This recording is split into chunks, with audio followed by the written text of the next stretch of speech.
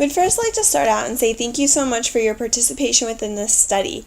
Your contributing has not only helped this study, but as well as the overall body of athletic training knowledge, HIPAA violations, as well as social media concerns that there were a few definitions that you saw within the study. The first one's HIPAA, and this is the Health Insurance Portability and Accountability Act.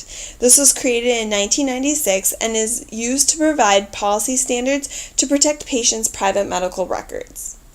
An older law came in 1974, and this is FERPA. This is the Family Educational Rights and Privacy Act, and this was created to protect students. This specifically dealt with our study because at colleges and universities specifically, student health centers can be governed under FERPA because that is student medical records.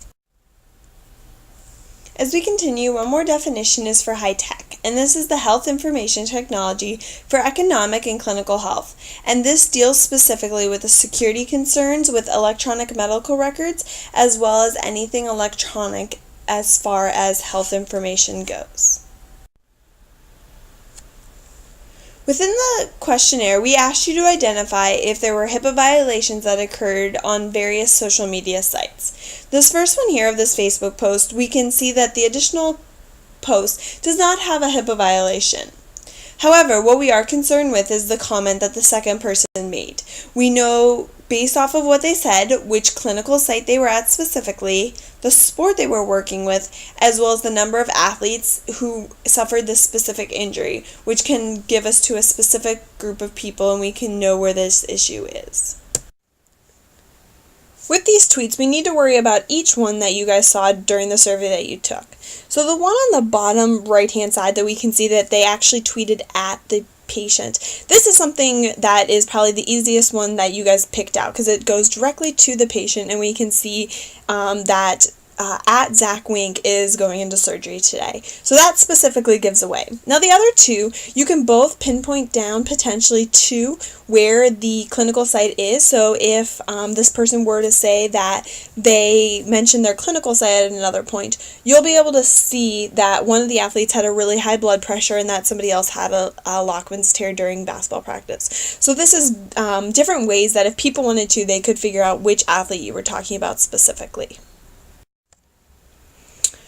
For Snapchat, we can see that the first picture that you guys see that came up on your screen, this is a HIPAA violation because we can see that this patient has a tattoo on their leg and that is an identifiable mark. So that is something in which that person is identified specifically by their tattoo. So that is a HIPAA violation.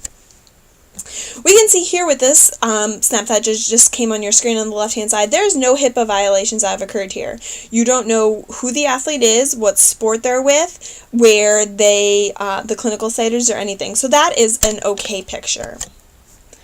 The picture in the middle is a HIPAA violation too because we can see that this athlete has a school and a sport identifier on, so therefore we are able to pinpoint the athlete, as well as we can see a full face picture of him.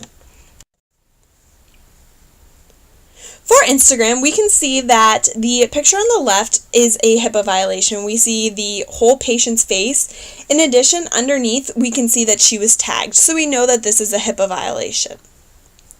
The other two pictures, though, we aren't able to tell on the right-hand side who that patient is. We have no idea where the clinical site is, and we cannot see a team identifier, can't see anything of the face, can only see part of an arm and the legs. So there's nothing HIPAA violating with that picture. And then the picture in the middle is of a model, so there is nothing wrong with that picture.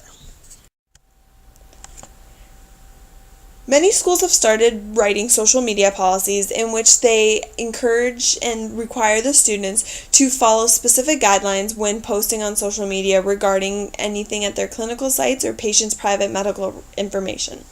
This is very important and should be considered. If your school doesn't have a social media policy, I recommend you talking to your program director about the implementation of one. At this point, you may be thinking to yourself, so what does this mean to me? Well, soon you'll be working as certified athletic trainers. If you were to post something that resulted in a HIPAA violation, that could result in the loss of your licensure, your certification, being sued for millions of dollars, but ultimately, patient medical records were leaked because of you.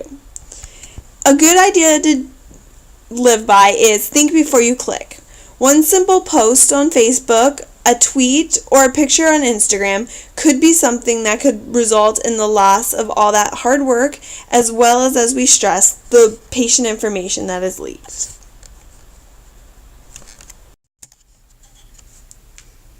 It is important as NATA members to remember that we have agreed to the Code of Ethics. I have highlighted 5 here that deal with social media and the issues that we are talking about. We know that this is something serious, even more than just the lawsuits that may occur, but the patient's private medical information is even of greater value. If you have any further questions or concerns, we would love for you to contact us. We have provided 3 email addresses on the side of the researchers who were involved in this study and can help to give you further insight on questions, on rulings, or just anything you would like to talk about with social media, athletic training, as well as social media policies. Once again, we'd like to thank you for your time and hope you have a great day.